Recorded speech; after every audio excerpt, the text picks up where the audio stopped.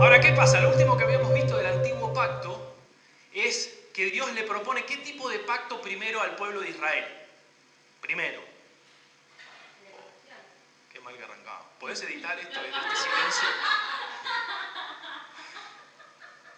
Practiqué, así queda bien grabado. El primero es de concesión. Por eso les digo, ¿cuál es el pacto que primero intenta Dios hacer con el pueblo de Israel? El de concesión, claramente. Claramente un pacto de concesión. Ahí está, ahora va a quedar ahí. El pacto de concesión, ¿se acuerdan cómo era? Era la parte mayor del pacto tomaba todas las obligaciones y la parte menor solamente recibía los buenos resultados de este pacto, ¿no? Las cosas buenas. Pero ¿qué pasó en el medio? ¿Se acuerdan? Que el pacto empieza a virar, precisamente porque el pueblo de Israel no lo recibe de esta manera, no lo acepta de tal manera y lo transforma en un pacto de paridad, que si lo teníamos que poner a términos del día de hoy, ¿cuál sería el ejemplo más concreto en nuestra sociedad de un pacto de paridad? El matrimonio. ¿Por qué? Porque el matrimonio no hay uno mayor y uno menor, son dos partes iguales que se acercan a pactar, por decir así, y cada uno tiene derechos y obligaciones. De ahí salió lo que se hace muchas veces en las ceremonias de decir, bueno, en la enfermedad, ¿no? En la abundancia, como diciendo, estamos en mismas condiciones, por lo tanto debemos nosotros salir adelante en cualquiera de las situaciones que nos toque vivir. Es un modelo de pacto de paridad. De hecho, el matrimonio viene de ese tipo de pacto. Y después dijimos que el peor de los pactos, el que menos deseamos, es el pacto de vasallaje, que es un pacto donde ahí sí hay un rey mayor y hay una parte que es menor. Por lo tanto, por temor justamente de la potencia que tiene la parte mayor, la parte menor no le queda otra que acatar las órdenes del rey mayor, soportar las consecuencias cuando uno desobedece o falla en la parte que le toca. Y ahí podemos empezar a entender la ley de otra manera. Ahora, habíamos visto entonces esto, del pacto de concesión de Israel que va cambiando. En este estudio vamos a ver Deuteronomio. Creo que lo hablaba recién con Carlos, es la manera de entender Deuteronomio. Yo, sinceramente, nunca lo había entendido. Lo estudié en el seminario, vuelvo a decir lo mismo, no porque nunca lo haya leído, obviamente. Me refiero a que cómo se enseñaba era raro. Creo que esta es una de las maneras de entender correctamente Deuteronomio, porque en Deuteronomio se empieza a trazar el camino de un pacto de paridad a vasallaje. Para ponernos en perspectiva, y esto es historia, pero para que ustedes retengan, los 40 años en el desierto estaban por terminar y el libro de la ley estaba próximo a manifestarse. Recordarán que Moisés estaba en su vejez, no le fue permitido entrar a la tierra prometida y Josué lideró ese camino. ¿Se acuerdan de esto? Lo estoy resumiendo, obviamente.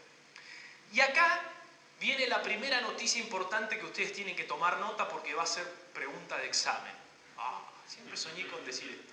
Qué lindo, ¿no? ¿Vieron cuando el profesor decía? Y ahí es donde la primera vez que todos tomábamos nota. Hasta ahí como que estábamos todos así. Ahí decíamos, vamos a tomar nota porque esto lo va a preguntar. Dios estaba a punto de perder, ¿qué cosa? Si Moisés estaba por, vamos, razonemos juntos. Si Moisés estaba por morir, ya estaba pasado los 100 años, ya le había sido anticipado que iba a morir, no lo dejaron entrar a la tierra prometida. ¿Qué estaba a punto de perder Dios?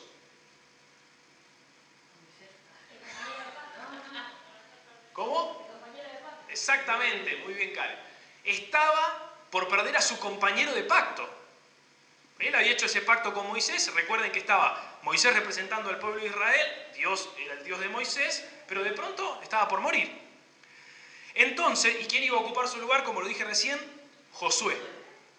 Es importante entender, si ustedes revisan hacia atrás, que Dios nunca amenaza con matar a Moisés sencillamente porque era su compañero de pacto. Eso no se hacía en el pacto. Si había un compañero de pacto era justamente una compañía, por lo tanto no amenazaba con matarlo.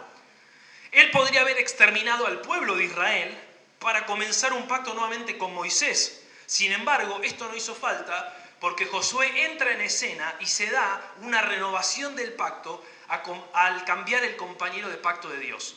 Acá hay ya algo medular. El pacto va a continuar, pero hay que hacer un cambio de compañero. Esto es historia, se hacía así en la historia.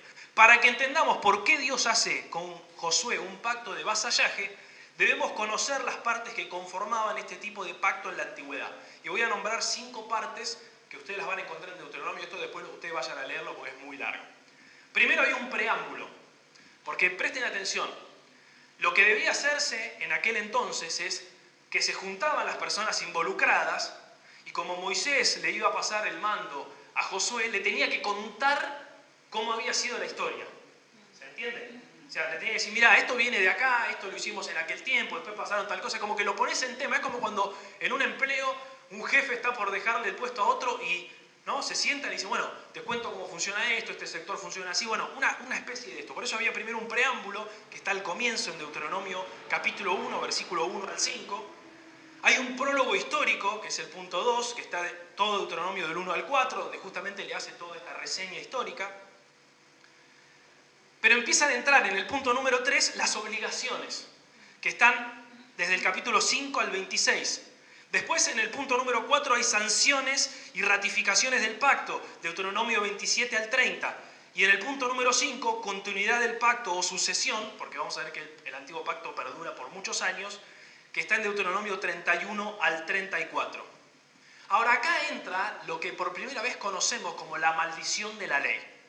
¿Se acuerdan que Pablo más adelante después menciona y habla de la maldición de la ley? Acá es donde entra por primera vez, porque dice Deuteronomio 24 del 14 al 15, y hablarán los levitas, y dirán a todo varón de Israel en alta voz, maldito el hombre que hiciere escultura o imagen de fundición, abominación a Jehová, obra de mano de artífice, y la pusiere en oculto. Y todo el pueblo responderá y dirá, amén.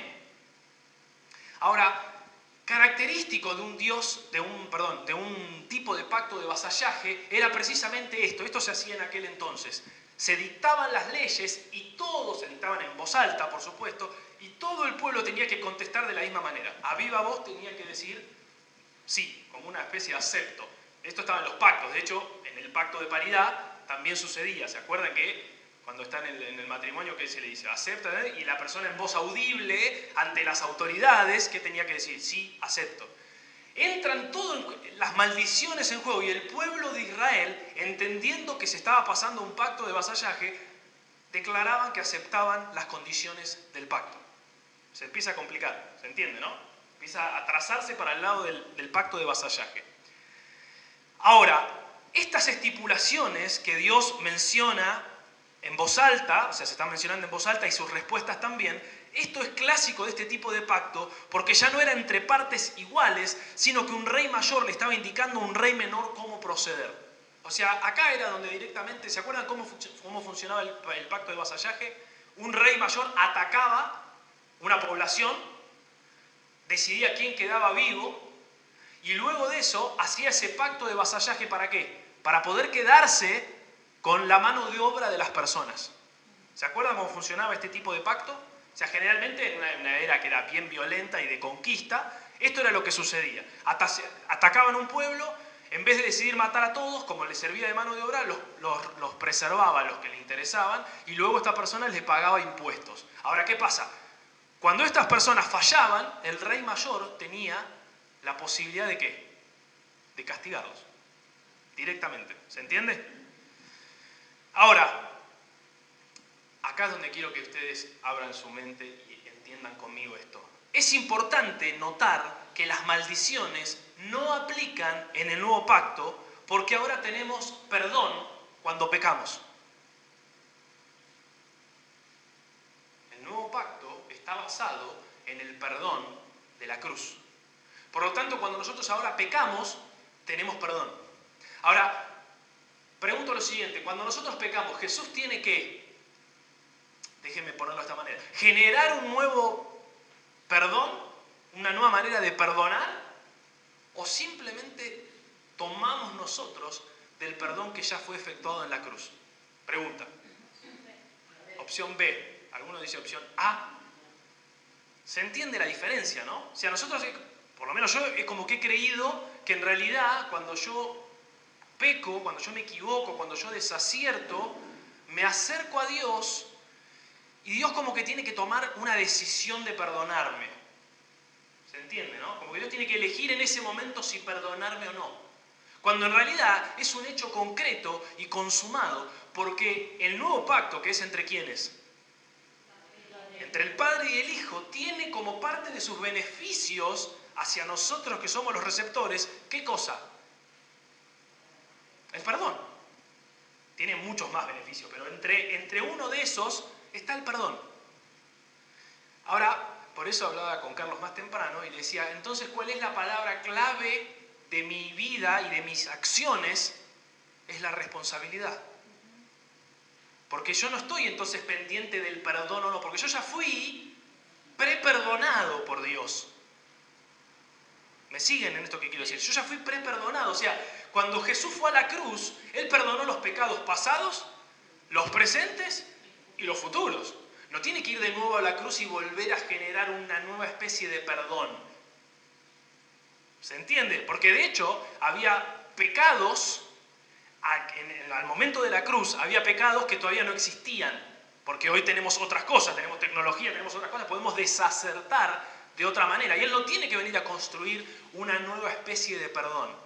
Él vuelve a tomar el perdón de la cruz para que nosotros lo apliquemos sobre nuestros pecados actuales y sobre los futuros también. ¿Muy complicado esto o se entiende? Entonces fuimos preperdonados. Por lo tanto, tus acciones demandan de responsabilidad. Y no porque Dios te venga a castigar.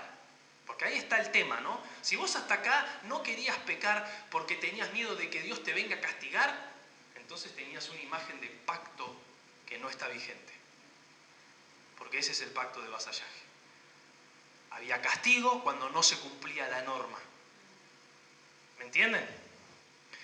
Ahora, esto no significa que no experimentemos las consecuencias de nuestras acciones.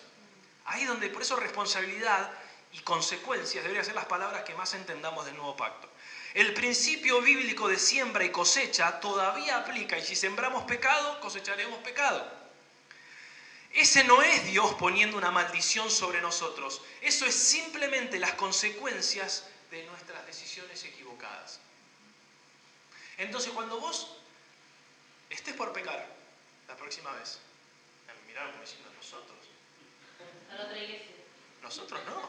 Se lo puedo contar a alguien, pero cuando estés por pecar, no te venga la figura de Dios sobre juicio sobre tu vida, o que vas a salir después y te va a pasar algo, ¿viste? Alguno como que sale después con miedo diciendo, me salí de la protección de Dios, ¿no? Otra, ¿no? Como que me corrí de la protección, entonces ahora me atengo a lo que me venga, ¿no? Muy alocado esto que digo, ¿nadie lo pensó esto alguna vez? ¿No? ¿Sí o no? No entiendo por qué están callados. ¿Nunca pensaron que después de pecar uno dice, y ahora estoy como más proclive, ojo, ¿no? Y si te pasa algo en el corto plazo decís, esta debe ser, este es Dios que se cobró esa de... ¿no? Hacíamos ese pensamiento, ¿no? Pero la realidad es que no. La realidad es que si yo hago acciones desacertadas, hoy lo ponía en la charla que teníamos antes, lo ponía en cosas bien concretas. Si yo en mi trabajo desacierto constantemente, la consecuencia va a ser que me echen. Y no va a ser una maldición de Dios y no va a tener que ver con nada más que mi continuo desacertar y yo levantar las consecuencias de eso.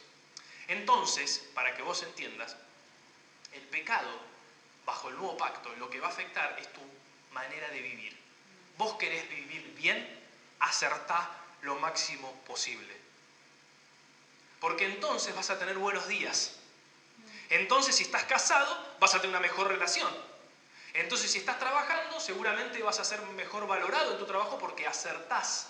En cambio, cuando uno peca, que es por eso uso acertar y desacertar, porque ¿se acuerdan que dijimos que pecar es desacertar? ¿No? Porque no implica solamente, a veces creemos que el pecado es solamente una cuestión ante Dios. Si yo a un amigo le hago algo indebido, es un pecado también, porque estoy desacertando, porque eso no es cumplir la única regla que tiene el nuevo pacto, que es...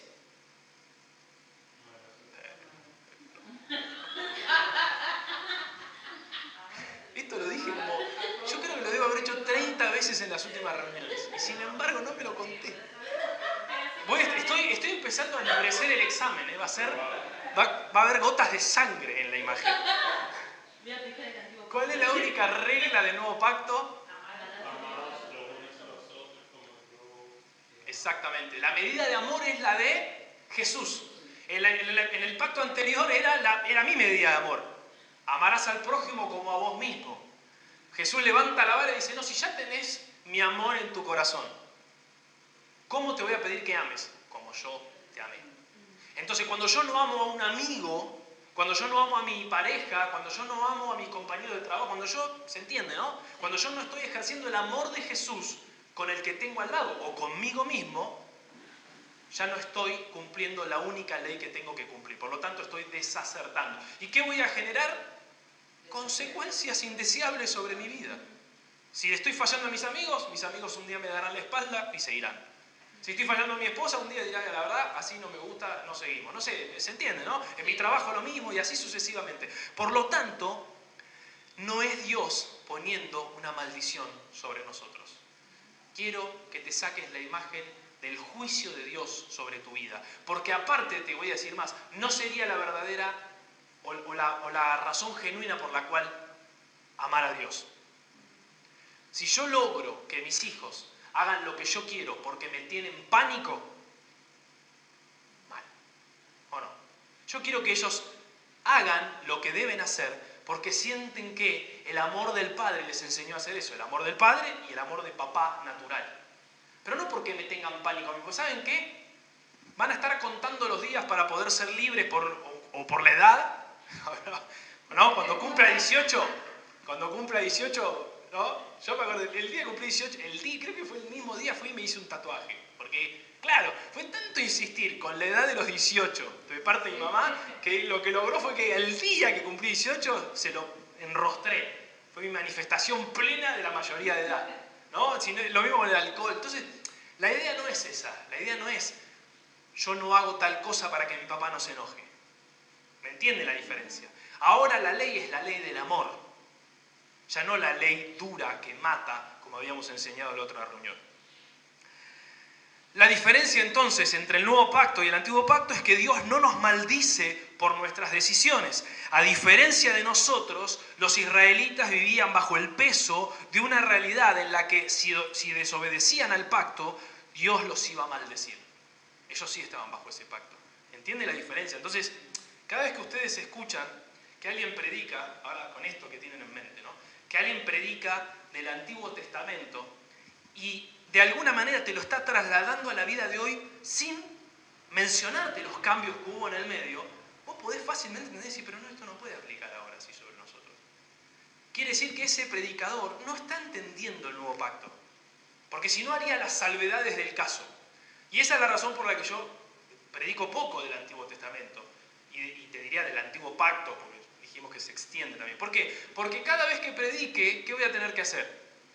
Decían, ¿vieron esto que le hicieron? Bueno, no es así para no. Entonces, la verdad que para abrir todo el tiempo, viste, asteriscos y mencionar cosas, prefiero predicarles a ustedes del pacto que realmente les interesa, que es el pacto en el que viven. Esa es la razón. Entonces, alguno me ha preguntado una vez, ¿por qué no predicás de Moisés? Y, porque estamos un poco lejos en el tiempo con Moisés. O sea, sinceramente la historia fue construida a través de Moisés, pero no tiene que ver con lo que nos pasa ahora.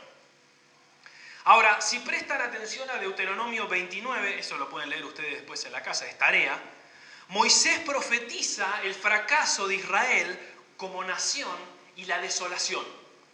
Lo profetiza Moisés. Todo esto sucedió en los exilios de Asiria y Babilonia. Acto seguido a esto, en Deuteronomio 30, Moisés profetiza el regreso a las tierras en tiempos de Nehemías y Esdras, cuando el templo tuvo que ser reconstruido. Miren la visión que tenía Moisés, ¿no? Lo que pudo profetizar con un montón de años siguientes. Y algunos, lamentablemente, toman las palabras de Moisés para los tiempos futuros. O sea, inclusive hoy pensando en los tiempos futuros. En realidad está hablando de esto. La Biblia no menciona luego otras renovaciones del pacto, porque una vez que el pacto de paridad fue cambiado por un pacto de vasallaje, no necesitó renovarse cuando cambiaba el sucesor, porque después hubo distintos sucesores. Simplemente pasaba de generación en generación, porque luego de José vino una serie de jueces. Luego Israel tuvo una sucesión de 3 reyes, Saúl, David y Salomón. Luego de Salomón el reino se divide y comienza una sucesión de distintos reyes que gobernaron sobre Israel y Judá hasta que cayeron en cautividad. Durante la historia de Israel y hasta que Jesús vino con un nuevo pacto, el pueblo vivió bajo el mismo pacto de vasallaje que se registra en Deuteronomio. Vuelvan a leer Deuteronomio. Pero ahora vuelvan a entenderlo de esta manera. Porque era como todo mezclado, ¿no? No les pasaba como que se le mezclaban los libros de la Biblia. Bueno, ahora vuelvan a leerlo entendiendo que el fracaso de Israel había empezado a hacer que este pacto se cambie. Israel le termina de dar la espalda totalmente a Dios y se transforma en un pacto de vasallaje. Pero lean Deuteronomio y se van a dar cuenta cómo empieza a mutar. Si quieren lean desde antes, pero Deuteronomio es la mutación completa. Esencialmente este pacto se extiende desde Números 1 hasta el final del Antiguo Testamento. El pacto de vasallaje gobernó la gran parte de la Biblia. Todo el Antiguo Testamento está gobernado, por eso es el pacto que es más largo y es el que más nos ha costado siempre entender, ¿o no? A mí me ha pasado cuando a mí me enseñaban la ley, yo no sabía qué, es como que tenía versiones de todos lados. Por un lado escuchaba algo, por otro lado otra cosa, no podía unir las ideas porque todo era confuso. Bueno, ahora estamos entendiendo que Dios funciona como un Dios de pactos. Y esto quiere decir que Dios siempre es el mismo, pero trabaja o funciona de acuerdo al pacto en el que está. Entonces, cuando vos leas en las Escrituras algo de Dios que no comprendas, ¿qué pregunta te tenés que hacer? ¿En qué pacto está lo que estoy leyendo? Porque de esa manera entonces yo puedo decir, bueno, pero esto tiene que ver con este tipo de contrato que Dios había hecho con quien sea. ¿Me entienden lo que quiero decir? Ahora, vuelvo a la pregunta. Yo quiero con esto reforzar contenidos. El nuevo pacto, que es el pacto en el que estamos. No vale Lara, que ya tiene cara de que me va a contestar. ¿Entre quiénes es? ¿Están todos de acuerdo? ¿Seguro? Empezaron a dudar ahí. Entre el Padre y el Hijo. O sea, para que se entienda por qué Jesús vino a la tierra. ¿Algunos se preguntaron por qué Jesús tuvo que venir a la tierra? ¿No? Para que se entienda por qué Jesús vino a la tierra, de la única manera en que el compañero de pacto ya no iba a fallar en el pacto que hacía Dios, y por eso la Biblia menciona que es un pacto eterno, es poniendo a su propio Hijo hecho hombre para que esté de la otra parte del pacto. ¿Entienden que esto lo cambia todo? Esto dice, ahora puedo entender. Y por eso echa por tierra todas las doctrinas como la de las dispensaciones, donde siempre cree que el final de una de las dos partes del pacto, y no obviamente la parte de Dios, va a ser fatalista. Porque siempre fracasó la otra parte del pacto. Israel fracasó, ¿se entiende lo que quiero decir? La otra parte siempre fracasó. Pero no fracasa cuando pone a su propio Hijo. Y entonces nosotros no estamos, a veces creemos que Dios hizo un pacto con nosotros, ¿no?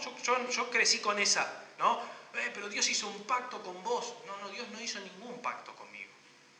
Dios hizo un pacto con su propio Hijo y yo simplemente, nosotros, somos receptores de las buenas noticias. Recuerden que el Evangelio es buenas noticias. De las buenas noticias de ser coherederos de eso. Ahora esto a mí me da como... ¿no? Es como una bocanada. Bueno, no hagan una bocanada cerca del otro hoy, ¿no? No sería el día para hacer bocanadas. Pero es como una bocanada de aire fresco. Porque me saqué la condenación de encima. Si todavía tenías dudas de condenación, ¿no? Algunos dicen si se perdió o no la salvación. Quiero que entiendas que no, la salvación no la vas a perder. Porque no está en juego. Porque para que vos recibas esa salvación, fue entre el Padre y el Hijo. Ya no depende el factor humano en el medio. ¿Esto a ustedes les cambia la manera de pensar o a mí me pasó nada más esto? Porque quizás algunos me dicen, a mí no me cambió. Bueno, quizás alguno que recién escucha esto le parece lo normal, pero les digo, para los que no habían escuchado, no sé, cosas del cristianismo, esto no es lo que generalmente se enseña. Entonces todos los que venimos inclusive como digo yo, de estudiar en un seminario, nos habían enseñado algo diferente. Y se acuerdan en el desayuno del domingo pasado, esto como paréntesis, yo les mencioné algo que es, que cuál es la reforma de lo que se viene. A ver si se acuerdan de qué hablamos. Está bien, pero antes todavía de eso, hay algo más. Acá. Una reforma intelectual. ¿Saben por qué? Porque nos han enseñado cosas, y así es como comienzo yo lo que estoy escribiendo. Saben que estoy empezando a escribir un libro de algunas cosas. Y es que íbamos al seminario, los que en definitiva íbamos a enseñar después, años después sí nos íbamos a encontrar enseñándoles a las iglesias, y nos enseñaban cosas que no eran congruentes ni siquiera desde la lógica. Pero como nosotros creemos que espiritualizar está bien, ¿qué hacíamos? Digo, bueno, debe ser un asunto espiritual. Es como una manera de, ¿no?, sacarse las cosas de encima. El misterio no revelado. Claro, debe ser un misterio, claro, tal cual. Debe ser algo, bueno, Dios lo quiso así. ¿Se acuerdan que Dios es misterioso, esta frase, no? Sí. O para el Señor un año, no un día, como 1000 años. Empezamos a agarrar versículos a ver cómo hacemos para que esto no se entienda, pero bueno, no nos cuestionemos más. Entonces, la realidad es que debemos poder enseñar la Biblia de manera consistente, aún intelectualmente. Porque si viniera un intelectual a congregarse, nuestra propia doctrina no es consistente. Y si se hace las preguntas correctas porque es una persona que estudió quizás en la facultad o aprendió a razonar de otra manera, va a decir, mira, no me cierra. No, o a veces es simplemente sentido común. Yo hablé alguna vez de sentido común y me atacaron. Vieron que yo Claro. hago todo un personaje, ¿no? Claro. Hablé de sentido común y me atacaron. ¿Cómo vas a usar el sentido común hablando de la Biblia? ¿Y por qué no? Como que, viste, como que era falta de espiritualidad hablar de sentido común. Como que era mundano el sentido común. Y la verdad es que el sentido común es un sentido que nosotros en nuestra vida cotidiana lo usamos muchísimo. Bueno, en este momento donde hay un virus y demás, tenemos que usar el sentido común. Así que no espiritualicemos, digamos, no, yo voy a hacer las cosas igual porque Cristo es mi... ¿Tiene que ver? O sea, por favor, seamos intelectualmente honestos con la sociedad. Entonces, para poner en términos generales, vamos a ir a unas preguntas que les voy a mandar en estos días para que podamos nosotros terminar de fijar los conceptos de los pactos, que fue lo que hablamos un poquito acá, y de por qué hemos vivido con un concepto equivocado de la ley. Yo creo, y no creo equivocarme, que lo que hemos aprendido durante los años nos ha marcado desfavorablemente por entender mal la ley. Yo nací con todo un problema de un montón de cosas, de cuestiones, justamente porque había versiones. Bueno, el primero, a ver a quién le pasó lo mismo, en las finanzas.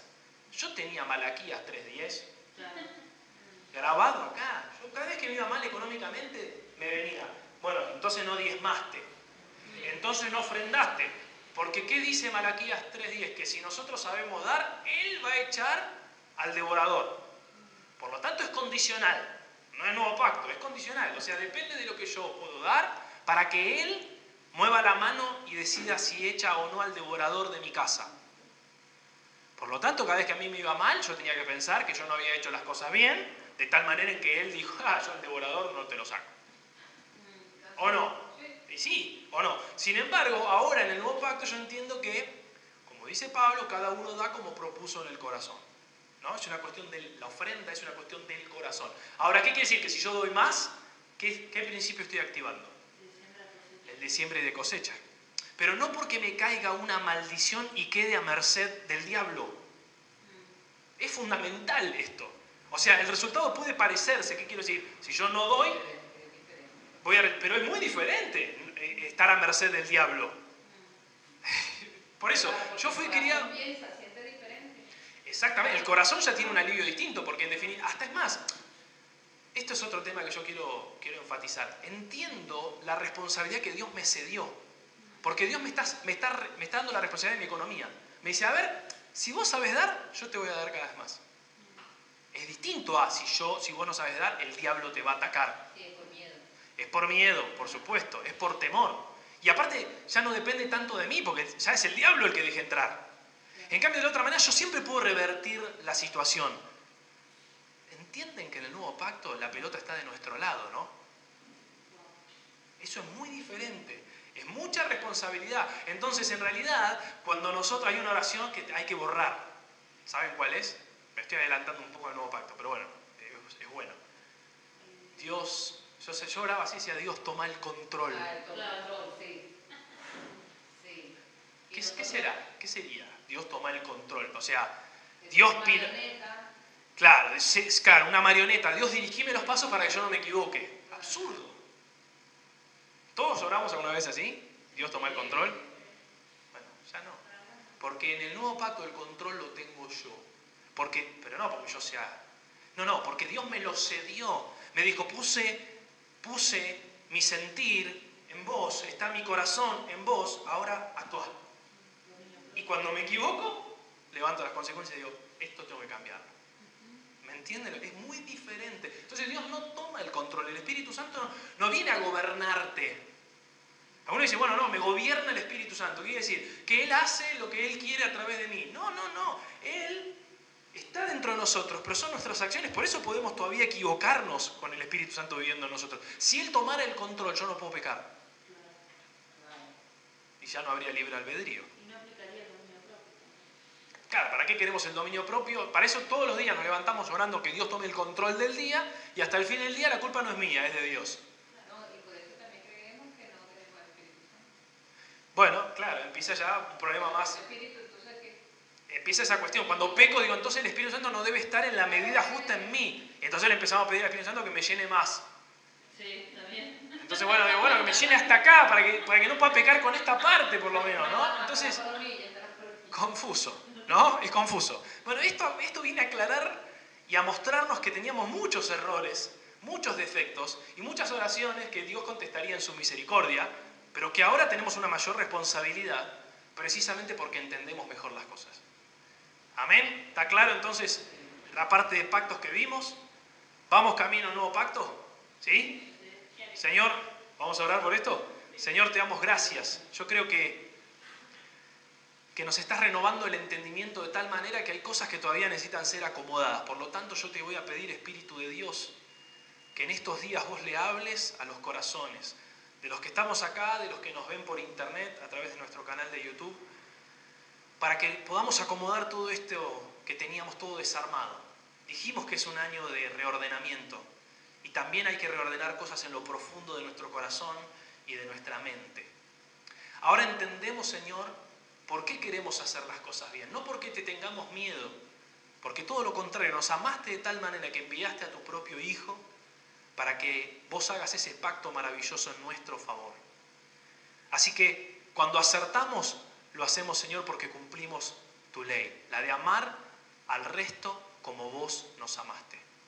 Te queremos dar muchísimas gracias, Señor, y te queremos pedir que nos abras el entendimiento para la última parte que queda de este estudio, en la que vamos a hablar del pacto en el que estamos y de las diferencias con los otros pactos. Así que te damos muchísimas gracias y te pedimos, Señor, en este momento, obviamente por la humanidad entera, para que con la conciencia que tenemos, con el sentido común, podamos salir adelante de toda circunstancia adversa. Y te lo pedimos juntos en el nombre bendito de Jesús. Amén.